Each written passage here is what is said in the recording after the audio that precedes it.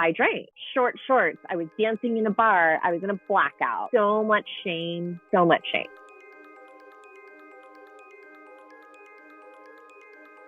Hey, good morning. Hi, good morning. The reason why I wanted to have you on today was because I like to share success stories. You've come a really long way in the last 3-4 months. You want to share a little bit about that? This past year has been one of a lot of changes, a lot of transformations. There was a change of jobs, being newly sober, caring for my dad, and then I experienced an SA. I did have one relapse probably about 5 months into my sobriety, and it was just like one night, didn't end up in a great place. A lot of my memory was gone. I blamed myself a lot of that. We don't want to tell people about when we have an SA or an experience like that, because we do know that society loves to slut shame. They love to victim blame. There's a lot of stereotype and stigma that comes with it. I worked in hospitality for 18 years. The easiest job for me to get was in the service industry. And I was like cocktail waitressing. And I was like 18 or 20, had to wear a little mini skirt and just play that game. I just thought it was a normal part of the industry. I had a boss,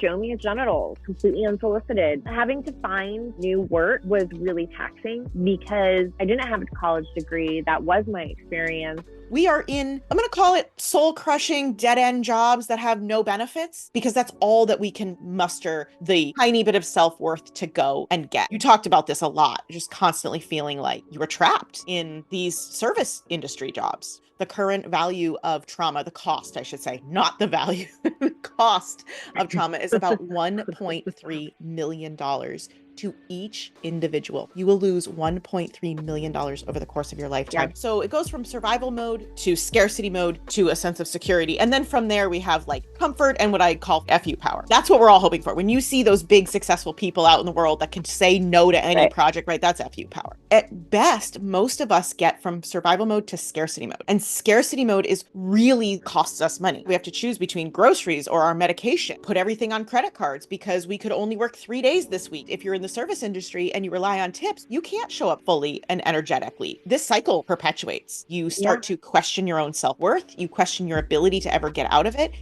What was it like coming out of and breaking that cycle? I feel like it was a holistic shift. I finally learned how to set boundaries because I saw value in myself. In working with you, I have been able to really get focused about what I'm worth, learning how you are in your body, learning to catch it at a 2 rather than a 9, feeling my body actually feel. Things that were scary weren't scary anymore. I had hope. Do you want to talk to me a little bit about how you knew that starting a business was actually going to be the way out of this? I always had these creative ideas and all that I didn't have the ability to execute because I always kind of thought of things in, I guess, a scarcity mode where I'd be like, well, that was wasted. I wasted years doing that. So no, I was pulling from that. I was pulling from my experience and whittling down to what I really, truly wanted, and also one that aligned with my values. So I'm really excited for when your business officially launches. I know you're working on things, you're putting all the puzzle pieces together. If there was anything that you could tell someone right now